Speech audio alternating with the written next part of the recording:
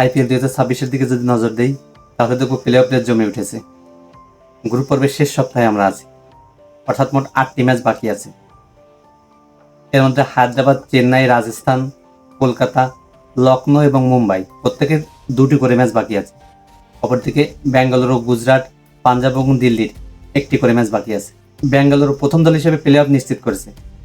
অপরদিকে লখনৌ এবং Mumbai play of race থেকে ছিটকে গেছে। ফলে এখন বাকি 3টি প্লেসের জন্য লড়ছে 7টি দল। তো গ্রুপ পর্বের এই ম্যাচগুলো খুবই গুরুত্বপূর্ণ।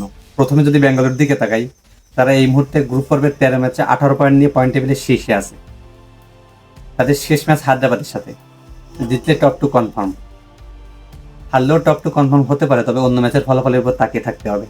Number 2 Gujarat Titans.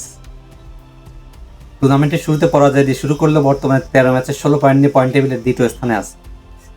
তাদের শেষ ম্যাচ চেন্নাইয়ের সাথে, জিতলে প্লে অফের পাশাপাশি টপ 2 কনফার্ম হতে পারে, তবে হারলে টপ 2 তো দূরের কথা। কপাল খারাপ হলে হায়দ্রাবাদ, চেন্নাই এবং রাজস্থান যদি তাদের নিজস্ব ম্যাচগুলোতে জেতে, সেক্ষেত্রে প্লে অফ থেকে বাদ পড়তে পারে গুজরাট। কিন্তু এখানে অনেক যদি কিন্তু হিসাব মিলাতে হবে। Number 3 Sunrisers Hyderabad. তারা বর্তমানে 12 ম্যাচে 14 পয়েন্ট নিয়ে পয়েন্ট টেবিলের 3য় স্থানে আছে। তাদের শেষ 2 ম্যাচ চেন্নাই এবং ব্যাঙ্গালোর সাথে, জিতলে টপ 2-তে যাওয়ার প্রবল সম্ভাবনা আছে। একটি ম্যাচ জিতলেও প্লে অফে যাওয়ার সম্ভাবনা আছে। কিন্তু কপাল যদি খারাপ হয়, যদি 2টো ম্যাচই হারে, সেক্ষেত্রে প্লে অফ থেকে বাদ পড়তে পারে হায়দ্রাবাদ। Number 4 Punjab Kings.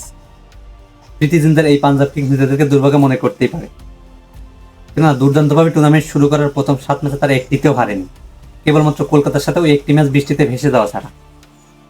অথচ এই পাঞ্জাব কিংস পরে 6 ম্যাচে 6টিতে হেরে বর্তমানে প্লে অফ নিয়ে টানাটানি চলছে। গ্রুপ পর্বের শেষ ম্যাচ তাদের লখনৌর সাথে। এই ম্যাচ জয়ের পাশাপাশি তাদেরকে প্রার্থনা করতে হবে রাজস্থান, চেন্নাই এবং কলকাতার জন্য তাদের 2 ম্যাচের অন্তত একটিতে হারে, কেবলমাত্র তবেই তারা প্লে অফ নিশ্চিত করতে পারবে। 12 ম্যাচে 12 পয়েন্ট নিয়ে পয়েন্ট টেবিলের 5ম স্থানে রয়েছে চেন্নাই সুপার কিংস। সমান পয়েন্ট নিয়ে নেট রানের থেকে কিছুটা পিছিয়ে থেকে 6ষ্ঠ স্থানে রয়েছে Rajasthan Royals.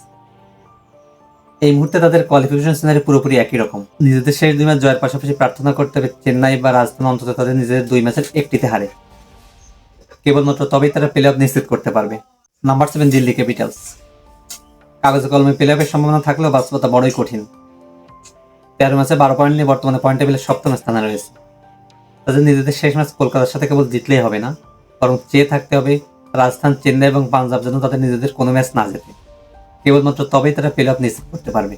Number 8 Kolkata night Riders. 12 ম্যাচে 11 পয়েন্ট নিয়ে বর্তমানে পয়েন্ট টেবিলে 8ম স্থানে রয়েছে। তাদের প্লে অফ সমীকরণ বড়ই অদ্ভুত। প্রথমত নিজেদের শেষ 2 ম্যাচ জিততে হবে, পাশাপাশি চেন্নাই এবং রাজস্থান যেন অন্তত একটি ম্যাচে হারে এই প্রার্থনা করতে হবে। এর পাশাপাশি তাকিয়ে থাকতে হবে পাঞ্জাব যেন শেষ ম্যাচ লখনৌর সাথে না জেতে, আর জিতলেও কম ব্যবধানে জেতে, যেন নেট রানেটে কলকাতাকে টপকে যেতে না পারে, কেবলমাত্র তবেই তারা প্লে অফ নিশ্চিত করতে পারবে। পয়েন্ট টেবিলের 9ম এবং 10ম স্থানে থাকা মুম্বাই এবং লখনৌ ইতিমধ্যে প্লে অফ রেস থেকে ছিটকে গেছে। আইপিএল এর প্লে অফ রেস জমে উঠেছে, ভীষণভাবে জমে উঠেছে, দারুণভাবে জমে উঠেছে। আপনার কি মনে হয় কোন 4 দল প্লে অফ খেলবে? জানাবেন নাকি?